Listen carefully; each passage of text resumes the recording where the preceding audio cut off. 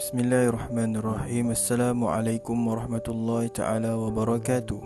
Pengenalan depresi. Depresi atau kemurungan adalah penyakit mental yang menyebabkan perasaan atau mood seseorang individu menjadi semakin menurun. Ianya juga boleh didefinisikan sebagai reaksi normal ketika seseorang itu mengalami kekecewaan dalam kehidupannya. Hal ini dapat menjejaskan kehidupan harian seseorang individu itu, termasuklah pemikiran, perasaan, tingkah laku maupun kesejahteraannya. Sekiranya tidak ditangani dengan efektif, ianya juga boleh mendorong kepada tindakan yang lebih besar, iaitu dengan membunuh diri. Oleh itu, kajian ini bertujuan untuk mengenal pasti punca-punca mengapa berlakunya masalah depresi dan mengkaji langkah-langkah untuk mengatasinya dengan berkesan dan efektif. Apabila kita sudah mengetahui definisi bagi depresi, kita mestilah mengetahui ciri-cirinya pula. Salah satu contoh yang saya ingin bagi kepada anda apabila ingin mengetahui seseorang itu mengalami depresi adalah dia mempunyai emosi yang tidak stabil. Sebagai contoh, satu situasi kita hendak berinteraksi dengannya, dia memberikan respon yang amat tidak merangsangkan. Dia sering marah, enggan untuk berbual, dan yang penting sekali, dia selalu bersendirian. Yang kedua, seseorang itu mengalami depresi, dia suka untuk fokus dalam melakukan suatu tugasan. Sebagai contoh, apabila diberi tugasan kepadanya, dia mengambil masa yang sangat lama untuk menyelesaikannya, walaupun tugas itu mudah. Seterusnya, ciri ketiga yang dapat dilihat pada seseorang yang mengalami depresi adalah seseorang itu mengalami perubahan dalam pola tidurnya. Keadaan ini terbahagi kepada dua, iaitu yang pertama, seseorang itu akan selalu tidur atau kerap tidur kerana ingin melupakan masalah yang dihadapi olehnya dan tidak kisah akan keadaan sekelilingnya. Dan yang kedua, seseorang itu akan mengalami kesukaran untuk tidur kerana terlampau memikirkan masalah yang dihadapi, dan situasi ini lebih kita kenali sebagai insomnia. Dan ciri yang terakhir adalah seseorang itu kurang berminat dalam melakukan aktiviti hariannya yang sebelum ini dianggap menarik. Dalam hal ini, kita dapat kenal pasti bahawa seseorang itu menghadapi masalahnya yang tersendiri, dan ini merupakan tugas kita untuk membantunya dalam menyelesaikan masalah tersebut. Masalah depresi boleh terjadi dalam pelbagai bentuk. Sebagai contoh, depresi efektif ataupun bermusim.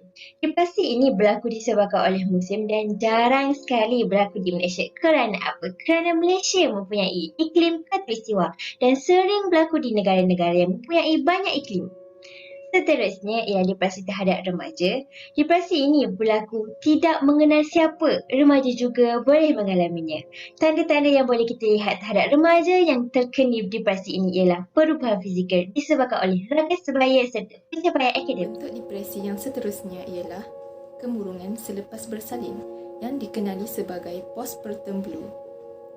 Postpartum blue ini biasanya terjadi selepas bersalin. Ibu yang akan mengalami postpartum blue ini biasanya selepas kelahiran anak pertama kerana belum bersedia.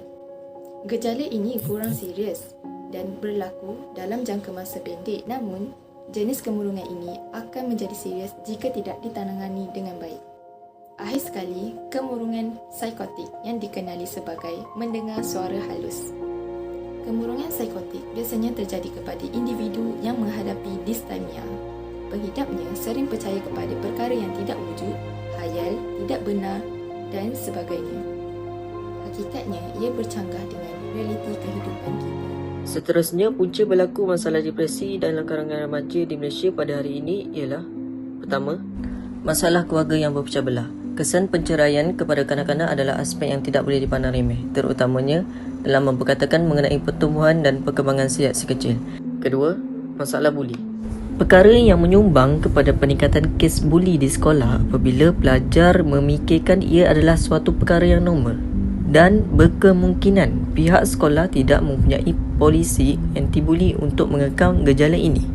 Ketiga, perkahwinan di awal usia. Satu kajian telah dilakukan oleh pakar perubatan di Amerika Syarikat mendapati bahawa perkahwinan awal usia akan menyebabkan gangguan kepada kesihatan mental. Yang keempat, kurang mendapat perhatian daripada orang yang tersayang. Kediaman keluarga yang tiada ruang atau halaman yang sempit akan mendedahkan mereka kepada impak psikologi, terutama tekanan yang mampu membawa kepada kemurungan. Seterusnya, depresi berlaku akibat kurang mendapat perhatian daripada orang tersayang. Hal ini kerana remaja memerlukan sokongan orang tersayang ketika mereka mengalami kecelaruan emosi. Di samping itu, mengalami kejadian traumatik dan kehilangan orang tersayang turut menyumbang kepada faktor depresi. Mengambil ubat-ubatan terlarang seperti dadah dan juga alkohol merupakan salah satu faktor depresi. Memiliki rakan yang bersifat negatif akan memberi impak terhadap gaya pemikiran seseorang remaja. Rakan merupakan tempat seseorang individu untuk berkomunikasi. Menurut kajian, hampir 7 ke 8 jam masa remaja dihabiskan di luar rumah bersama rakan-rakan. Ruang masa yang diluangkan bersama rakan mampu memberi kesan terhadap gaya pemikiran remaja. Dan kita sebagai umat Islam haruslah berpegang dan beramal pada hadis Nabi seperti mana yang diriwayatkan oleh Imam Bukhari dan Imam Muslim. Kalau tidak dipercakap ruyung, manakan dapat sagunya. Saat mengetahui orang terdekat mengalami depresi, anda kemungkinan akan kebingungan dalam mencari solusi. Antara cara mengatasi depresi adalah berjumpa dengan pakar kaunseling. Secara umumnya, manusia memerlukan perkhidmatan kaunseling kerana mereka sebenarnya merasakan perlu bimbingan dan sokongan daripada khidmat profesional dalam menghadapi krisis atau masalah. Sekolah merupakan institusi sosial yang boleh membina sasiah. Namun, tugas membentuk sasiah anak-anak ini bukan hanya digalas oleh guru.